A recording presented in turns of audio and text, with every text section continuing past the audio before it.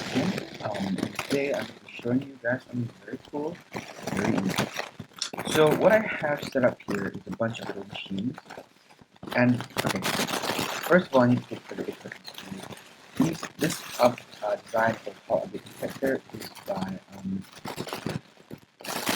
I'm so sorry, I forget the person's name right now, but I'll put a link to the channel in the description, and I'll probably flash some text to show his name. So sorry, I can't remember the name right now, but it's a great design. It's completely tileable. It's one block thick. So this is what it does. It functions as a block update detector, but that's not quite what I'm interested in. What I'm interested in is the tile update detector feature.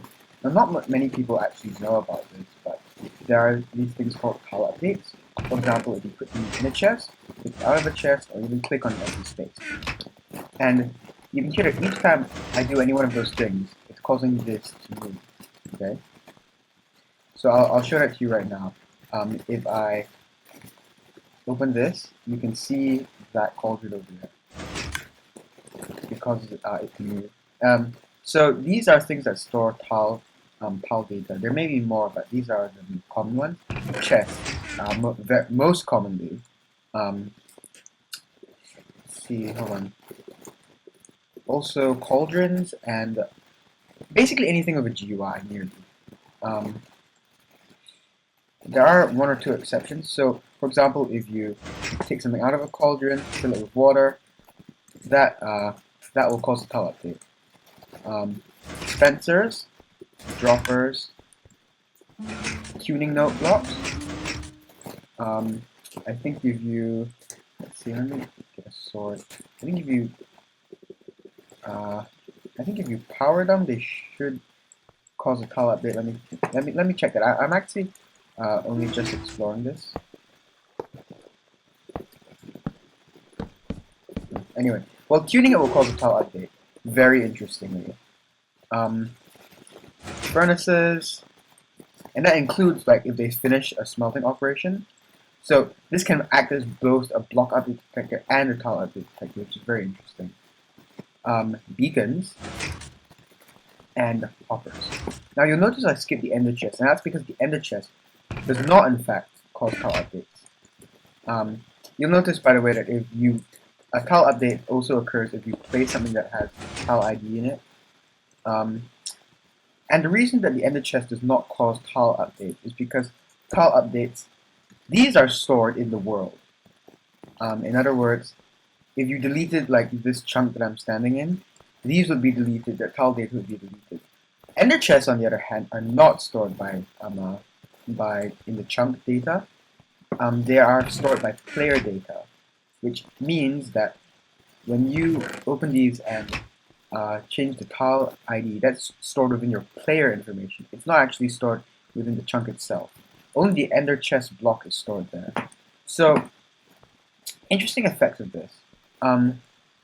You can make something like this over here, which is what I call a double trap furnace.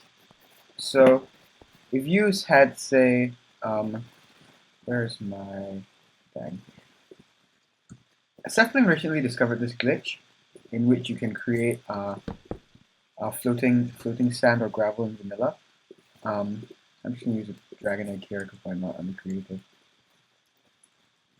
Where if you destroy it like that, this thing is hanging, which is not supposed to happen. So what you can do with that is, if someone tries to power this furnace, it will update, causing the Ender Dragon egg to fall. And if you connect this to a load of TNT, for example, if you started smelting something in the chest or in the furnace, like that. Okay, sorry, that was a tile update detector back here. If you started smelting something, that would activate. If you broke the chest, the furnace would also activate. And you'll notice that with the water here, if I click on it, this is flickering. If you watch that redstone line over here closely, you notice that it's flickering every time I tile update. So that's what I call a double trap chest. Because in maps, or like super hostile maps, for instance, there are furnaces which will update if you smelt something in them or break them. So what people commonly do is, if there's coal in here, they just loot the coal, not bother about the furnace, and run away. Especially if there's plenty of other stuff in the map, like stone. This, however, means that if you put like a bucket, like some coal in there, for instance, to tempt the player to smelt, you could. I get rid of. You could, like, if this was rigged to a load of TNT, even if they looted the coal, you could blow them up, which is a very, very powerful weapon. So let me demonstrate what this main video is going to be mostly about. I'm going to show you how to build it. Now, the person who invented this does have a tutorial on it, and all credit goes to him. But there is a very interesting application of this, which I would like to show off. I think you guys may be able to guess what it is from what I'm assembling here. But it's an extremely powerful trap. You will notice, by the way, that this chest here is not trapped. So you can turn untrapped chests into trapped chests. In fact, they're even more powerful than, well, they're not as powerful as trapped chests, because trapped chests will activate the moment you open them. But those, yeah, the moment you click on, even if you click on empty space, even if no tile data changes, it's a tile update. Okay, let me pull together the stuff. So I'll show you how to build it here. You need a cauldron, and you need water. I'm just going to use a full water bucket here. In order to make this tileable, you shouldn't use a full water bucket, but because I only use this once. Let's see, get some slabs as well. You do need slab wiring for this particular design. Let me just set this day. Okay, so the way this works is, and I think I'll just do another quick round of explanation here, sorry. So in the recent updates, they added a feature in which comparators can take output out of cauldrons. Comparators can also take output out of cauldrons to a block. Now notice something about this. What is behind this comparator, what is supposedly behind this comparator, is this cauldron. But this cauldron is actually not supposed to be causing this comparator to be powered, because look, it's up in the air. Unfortunately, fortunately rather, there is a difference between block updates and what I call the redstone updates. Like, if this would have to be redstone updated. Like if I did something like that, it will have a redstone update. That may be still under tile updates, but that's a separate code matter. So, in order to build one of these things, it's just like you can see there. It's not that hard. Oops. Just put a sticky piston facing up. Half slab. Full block. Half slab with comparator on top of it. And let's see, a block on that, a block underneath this, yeah. And then this can be a slab, block up, and redstone wire, and that's basically it. So the moment you cause a tile update here, it'll update. Now, interesting things about this. So, if I create, like, say, a pseudo room here, just like, say the chest was in a wall. Incidentally, by the way, in some maps they have either traps which rely upon dispensers like spring potions or something. Interestingly enough, now if you do something like that, if someone tries, you can make it such that if someone tries to loot the dispenser of the potions, they'll blow up. Which, I mean, pretty much you can rig. It used to be that like droppers were safe. You can take something out of droppers with no fear of, getting blown up or anything. Chests, you have to make sure they're trapped. They're not trapped. But here, look, okay.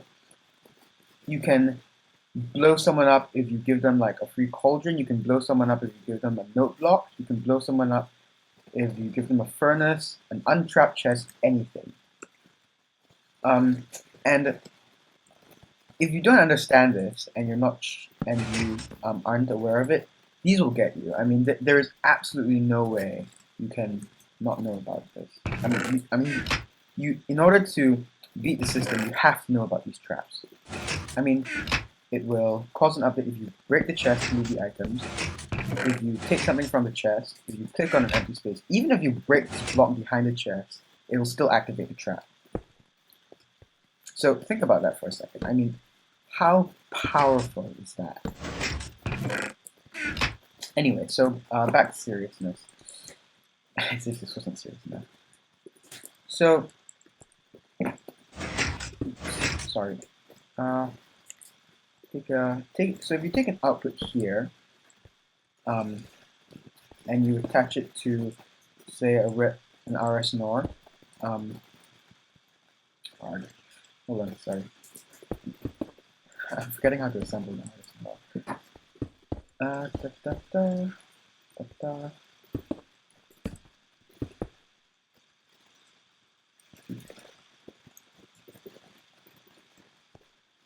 So the moment this causes a tile update, that'll switch states.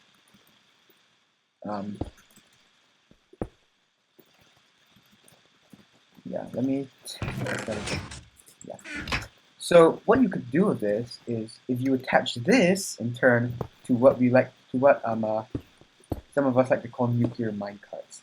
Now, this is where you should start getting very, very worried. Nuclear minecarts are one of the most powerful inventions in Minecraft history. I mean, and it's something that they'll blow up instantly. So the way nuclear minecarts work is, if you collide a TNT minecart with a TNT minecart, they will explode instantly, no delay, no TNT fuse. Okay.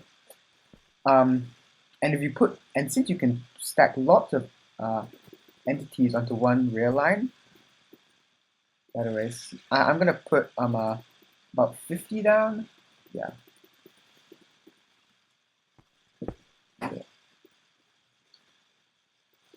Yeah, 50 TNT minecarts, and you're gonna see what this does to me.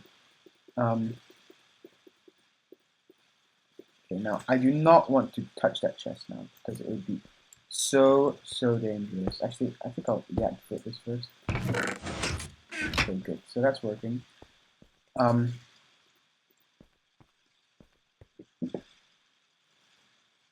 Wait, hold on. Am I doing something wrong? Oh yeah, I am. Oh, it's a good thing I didn't attach that at the right place, otherwise it would have gone off. Whoops. Okay, so. And that, friends, is the effect of a nuclear minecart. That wasn't exactly supposed to happen. And that's just 50, okay?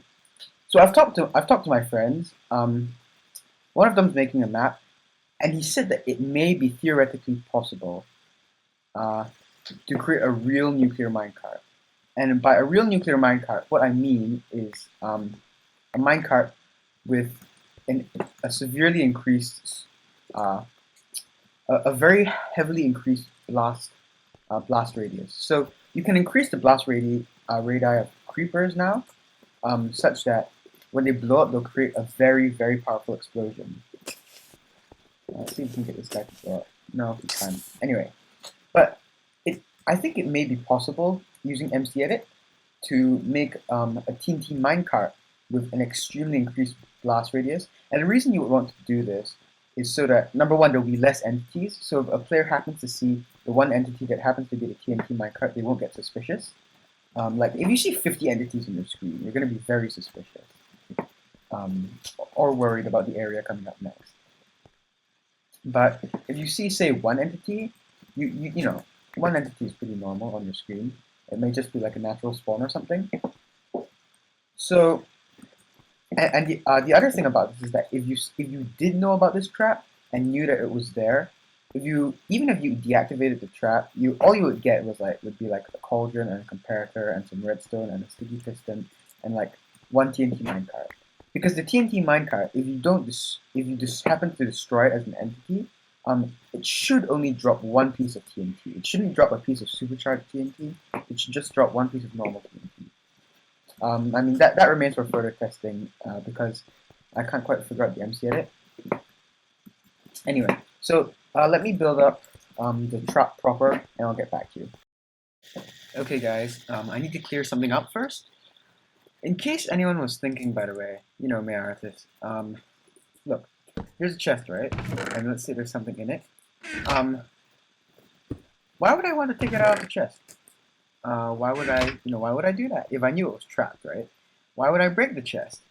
Couldn't I just put a hopper underneath it?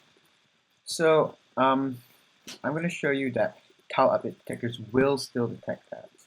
So, let me just construct one real quick. Hopper, thing, more thing, even more thing.